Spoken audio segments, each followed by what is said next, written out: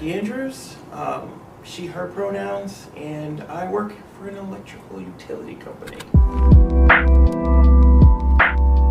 I feel pretty good today. Tired from last week, but so far so good. Mentally, I feel great, to be honest.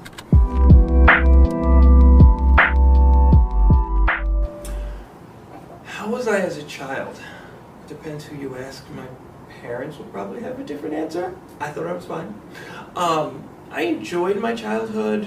I was into cycling as like a 10, 12, 14-year-old kind of person, and I was really into cars, but since I was a kid and couldn't drive, that filled that kind of void for me until I was old enough to do so. Yeah, I was happy for the most part, probably until puberty hit.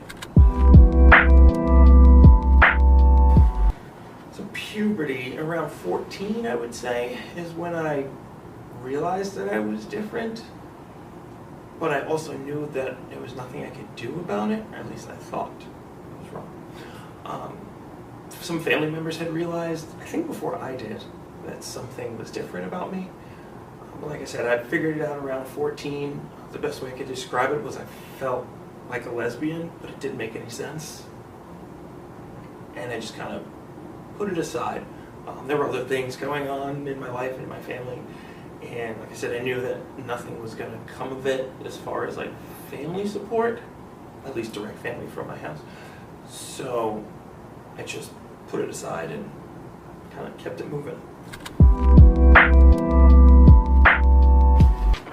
So probably, and I'm going to date myself here, 1994-ish was when I realized that I was a girl, but I had the wrong body, and I didn't do anything about it until 2020.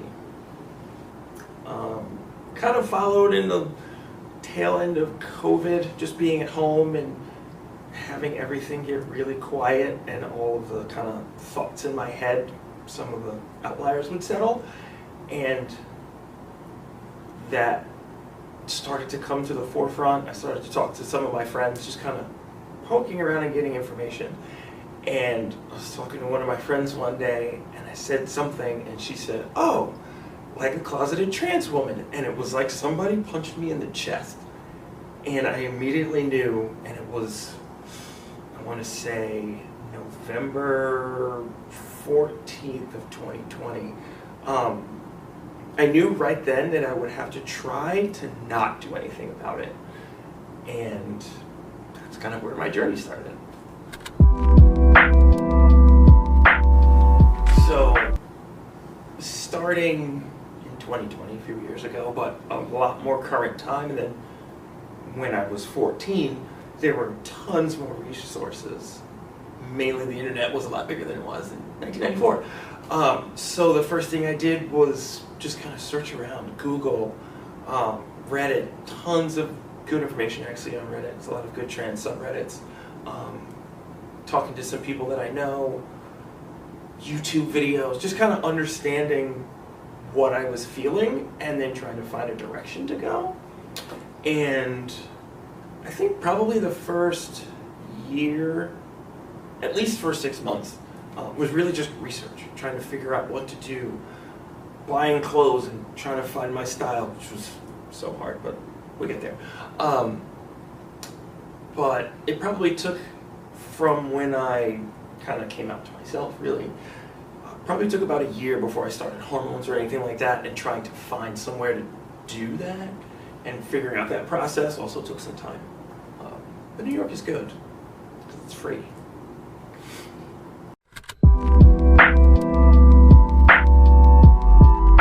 So finding my style was actually pretty interesting. The clothes that I had didn't exactly work in everyday life. So I had formal wear and some other stuff, but finding my style, like my everyday going to Target kind of style, took a while. And really I just looked around and saw what other women were doing and pulled from that. What did I like? What did I not like? Things that I thought would work that don't because I'm 6'8". Surprise. And again, it took a good while, and it's ever evolving. I'm still finding things. Ooh, I like that. I have to get that and figure out how to work that into my kind of everyday vibe. But the internet helps with that too, because you can look around on Pinterest and stuff like that and get an idea of just what looks good, what doesn't, and go from there.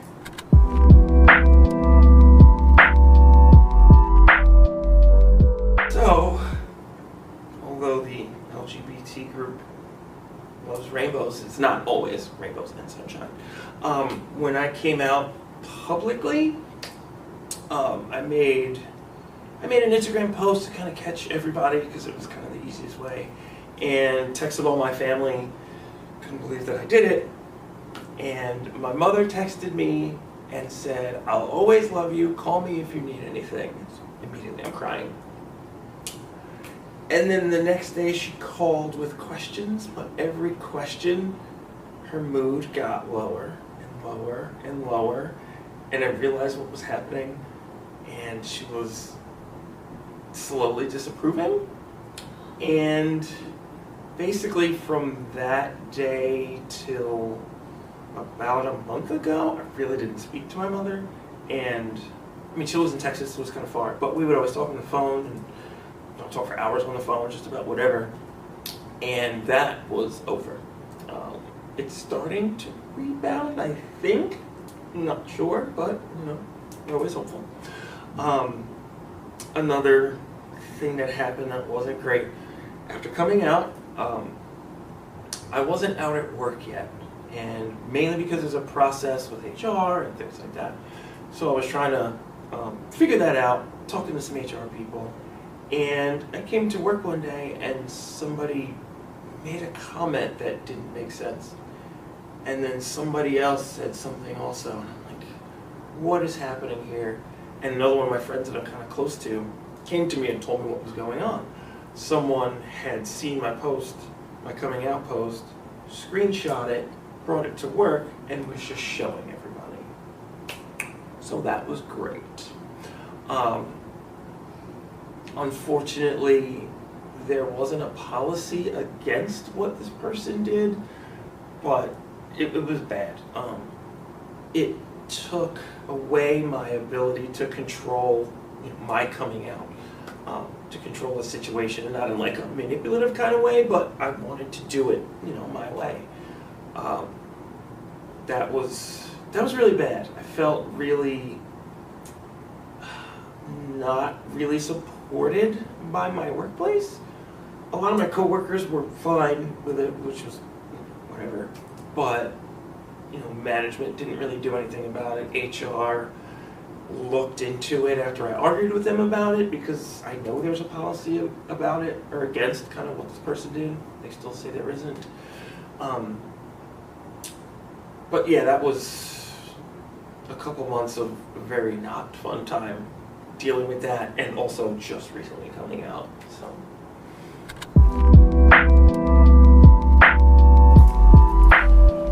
my advice to anyone who's wanting to come out but not sure, maybe your support system isn't great, you don't know how work's going to take it, you don't know how family's going to take it, do it anyway. It's going to be probably the hardest thing that you'll do in transition, but it's so much better. I've dealt with, family not being so great, work not being so great. I put a trans flag and a pride flag up at work, and I was told to take it down because there was a policy against it, which there isn't. It's an ongoing thing, but it's still better. It's still better to be out and to start living your life the way you want to, and not the way anybody else wants you to. Family, work, friends, forget it. It's so much better. So my main hobby, it's gone way further than a hobby, is auto racing. I've been racing cars since 2000. I've done a lot of other things, I was a rock climber for a while, a swimmer, done pretty much every avenue of cycling that you can do, but a lot of it was to be in shape to be in the car.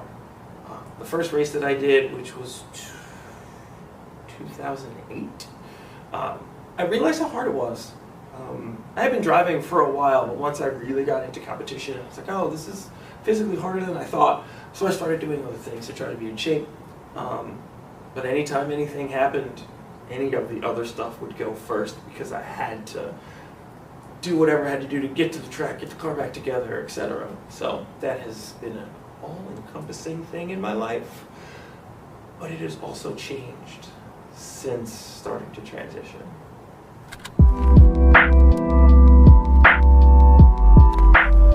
So, race car stuff. Like I said, I've been driving since 2000. I started small stuff, kind of setting up cones in a parking lot, going across. I did that for a long time because I was in college, and that's what I could afford. And just kind of escalated, but I always knew what I wanted to do.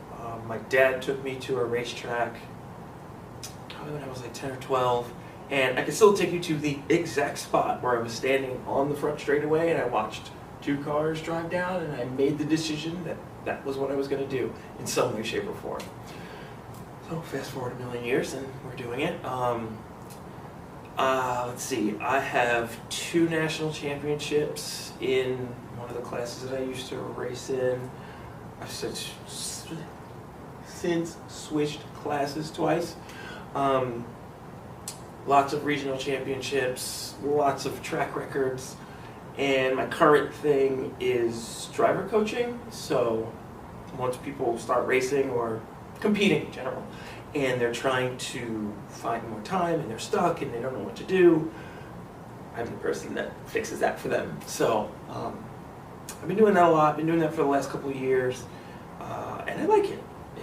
It's fun. It's good to see people's kind of reaction when they thought that they were stuck, and I'll look at some data from them. Okay, well, let's try this and let's do that. They'll go do it, immediately pick up time, and are always very excited. So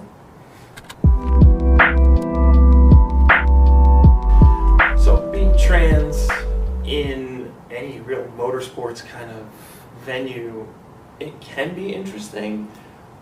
I was nervous, and I had been driving in the same kind of spaces for 10 or 12 years, and I knew everyone, but I was still nervous, and just pulled the Band-Aid and kind of went at it. And interesting enough, the first event that I went to once I was out was at the track that I first drove at, like 2002 or something like that. And one of the owners of the club kind of pulled me aside afterwards. He asked me how everything was going. I used to race with his sons. I still do, race with one of them. And he asked me how everything was going. I said, everything is good. And he said, well, we are behind you 100%. So if anybody has anything to say, you let us know. So obviously now I'm crying, right? But that was good. I've had really good support, and I think it was important for me to have that support and to be very visible to other trans people, because I met other trans people afterwards that were really afraid to be out at the events that they go to. And actually one of my friends, I told her, I said, if you want to come to one of our events, or if you want me to come to your event, I'll come with you, because everybody knows me and they're not going to say anything. But being out at the events and just being, it's just me. I'm at the track, I'm doing whatever, fixing somebody's car, or looking at data, or trying to get my own life together, but I'm just doing what everybody else is doing. I just have long hair. But it's been really important to me, and I've seen it then to other people that have come to me and like, oh, it's, nice to see you, blah, blah, blah. So I also had to put a windshield in my race car. So I put a trans flag as the windshield banner on the front, just in case anyone forgets. They get a reminder while I'm harassing them on track. But yeah, so far it's been good. I get a little nervous when I go down south, but so far it's been okay.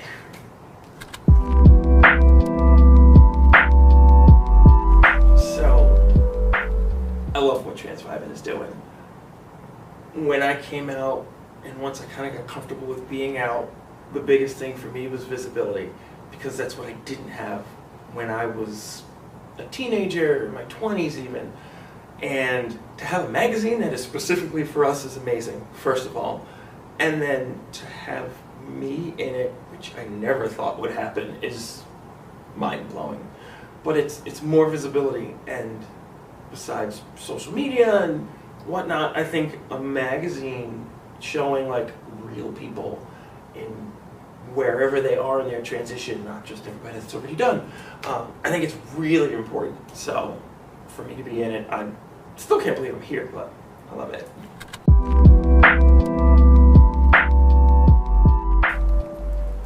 Am I single? I am, unless somebody wants to change that. Contact info below.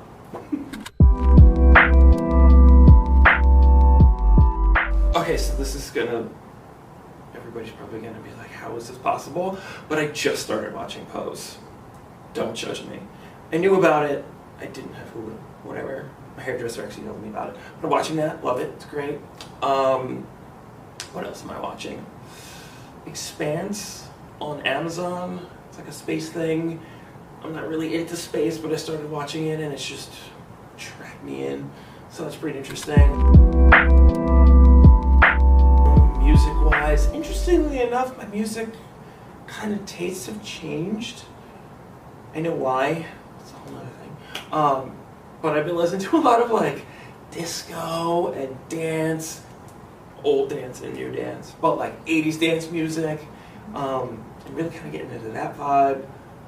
And then like, I like jungle. I've always liked jungle, so I listen to that and house and stuff like that. But it's definitely changed a little bit.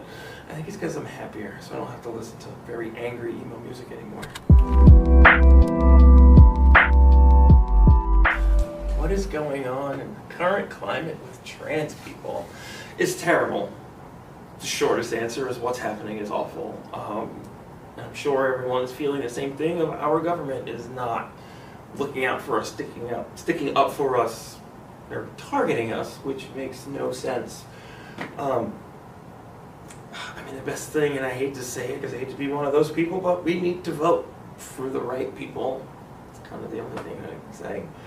And try to minimize kind of your input from all of that stuff and stay happy.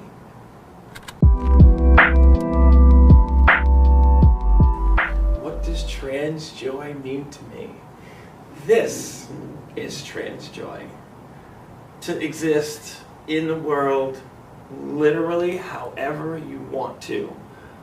That is trans joy. And to be happy. And I don't mean happy in the moment, I mean happy in your core. I've never been happier in my life. Okay, so where can you find me? You can find the race car stuff if that's what you want to look for on Instagram. For all my personal stuff, it's Miss_Jackie. I think that's what it is. There's a YouTube channel also. The link is in the comments, or in the bio on the Lowbuck Motorsports Instagram. And I have a podcast. It's currently only on Spotify, but I'm working on that. It's called Jackie's Corner, and it's about racing.